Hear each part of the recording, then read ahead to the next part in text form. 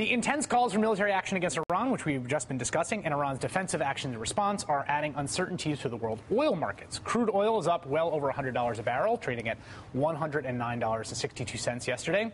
According to the AAA, the average price for a tank of regular gas has spiked more than 50 cents a gallon since last February.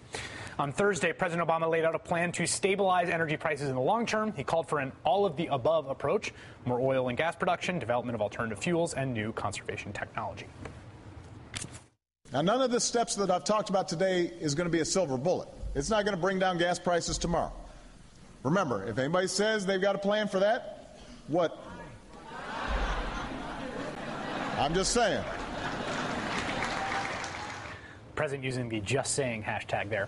Obama may have been responding to this from one of his rivals. What if that big new idea meant that you personally were better off because you were buying gasoline for $2.50 a gallon, not for $3.89 or $4 or what some people project by this summer could be $5 or more? How's that possible, you ask? Well, that's what's exciting, and it's one of the reasons I'm running for president.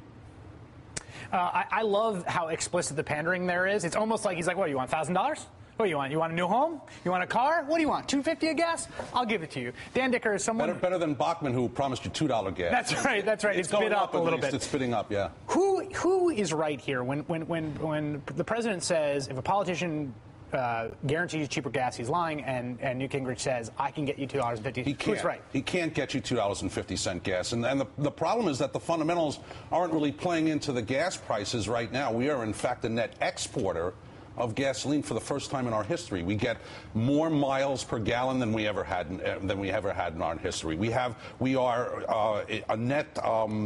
supplies are to the brim in Cushing, which is exactly $20 less than what the global supply costs. So we're getting the benefits of lower oil prices here domestically. Yeah, let's show domestic oil production. This was something segment producer Ken Olshansky found this data, and I was actually surprised. I did not know this. In fact, I was surprised to see this. This is domestic U.S. oil production is up, which has actually gone up quite a bit. And our imports are down 5 million barrels since 2007. So what you're saying is that we're producing more oil. We're going to be a net exporter for the first time. So then why is the price so high if we are achieving what everyone says is not be reliant, quote unquote, on foreign oil? We have increased domestic. Well, two reasons. One is we're involved in a global oil market, for better or worse. And unfortunately, if everybody else is using a lot more oil and driving prices higher, we are unfortunately tied to that global oil market. That's number one. But number two has been that oil has been driven not as much by fundamentals, but by the financials. And in fact, we are a bit of a victim of our own success in terms of our recovery.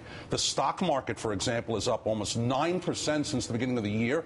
Oil prices now slavishly follow the prices of every other asset class that is out there. Because of the amount of financialization of people bidding on the price. Correct. Everybody wants to own oil the way that they want to own stocks and they want to own bonds. I want to turn from the markets to Washington, D.C. We have, well, not actually in Washington,